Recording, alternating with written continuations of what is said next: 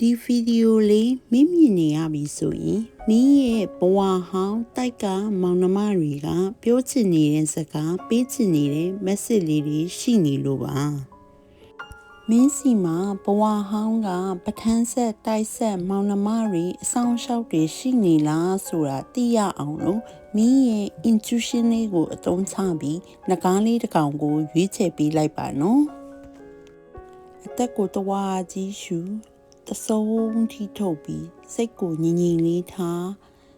အစိမ်းရောင်ငကားလေးလားအပြာရောင်ငကားလေးလားအနီရောင်ငကားလေးလားဆိုတာရွေးချယ်ပေးလိုက်ပါနော်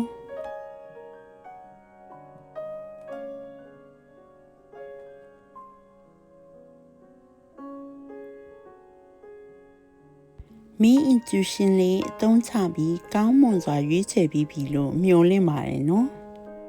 ဒီ reading လေးကအစိမ်းရောင်နှကားလေးကိုရွေးချယ်ထားတဲ့လူတွေအတွက်ဖြစ်ပါတယ်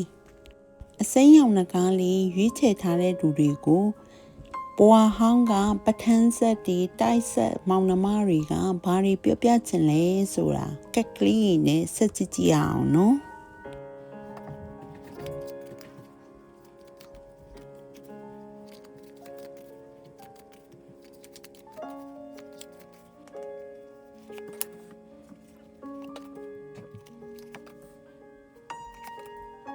7 of Swords ကလေးပြောနေတာကတော့အခုချိန်မင်းစီမှာချဲလန်းလုံနေရတဲ့ energy တွေ pressure တွေတခုခုရှိနေပါလိမ့်မယ်တဲ့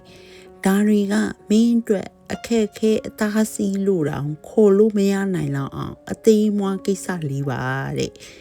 ဘသူတွေဘာတွေပြောတခြားသူတွေအတွက်ဘလောက်ပဲခက်ခဲနေပါစေ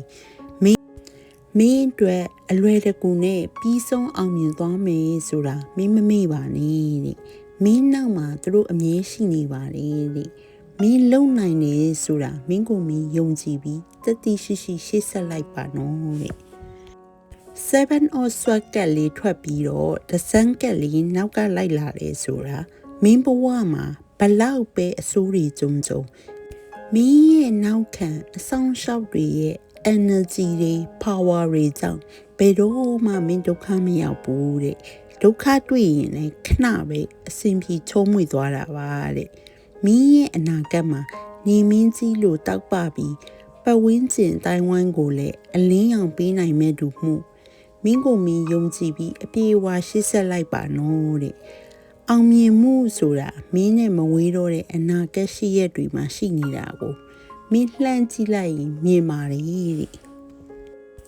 မင်းရဲ့ကိုချင်းစာတရားစာနာထောက်ထားပေးကမ်းခြင်းနဲ့ကိုညီခြင်းတဲ့စိတ်တွေကတဲ့ frequency တွေလိုမျိုးအချိန်ချင်းစာတိုးပွားပြီးမင်းစီကောင်းခြင်းတွေနဲ့ပြန်ရောက်လာတော့မှအသေးချပါပဲလို့မင်းရဲ့ပထန်းဆက်အဆောင်ရှောက်မောင်နှမတွေကပြောပြနေပါတယ်မင်း intuition လေးကိုယုံကြည်ပေးပါတဲ့တချို့အရာတွေက logic ကကြစဉ်းစားတာတဲ့မင်း feeling မင်း gut လေးကိုအသုံးပြုပြီးတော့ဆုံးဖြတ်ချက်ချတာတွေပြုလုပ်တာတွေကမင်းအတွက်အမှန်တွေကိုပို့ဖြစ်စေပါတယ်တဲ့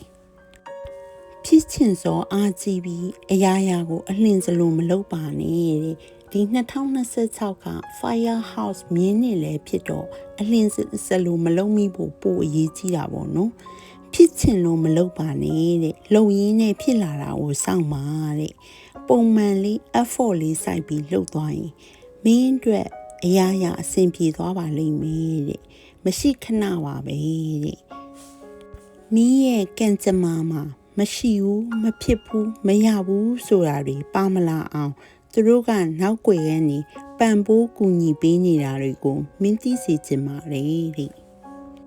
မင်းရဲ့ intuition လေးကိုအသုံးချပြီးပုံမှန်လေးတာမင်းလုပ်ကြရရှိတာဆက်လုပ်သွားပါတဲ့မင်းလိုချင်တဲ့အောက်ခန်းတွေ result တွေကမဝေးတော့တဲ့အနာဂတ်မှာရရှိလာတော့မယ်ဆိုတာမင်းမြင်ရပါတော့မယ်တဲ့ဒီ reading လေးနားထောင်ပြီးမင်းရင်ဘတ်ထဲမှာဘဝဟောင်းကအဆောင်ရှောက်တွေတိုက်မောင်နှမတွေရဲ့ frequency တွေ energy တွေကိုခံစားမိတယ်ဆိုရင်comment မှာတခုခုပြောပြခဲ့ပါအောင်နော် သူတို့ပေးတဲ့ message လေးတွေကမင်းအတွက်ရှေ့ဆက်ရမယ့်နေ့ရက်တွေမှာအားအင်တစ်ခုဖြစ်မယ်လို့မျှော်လင့်ပါတယ်နော်မရှိခဏ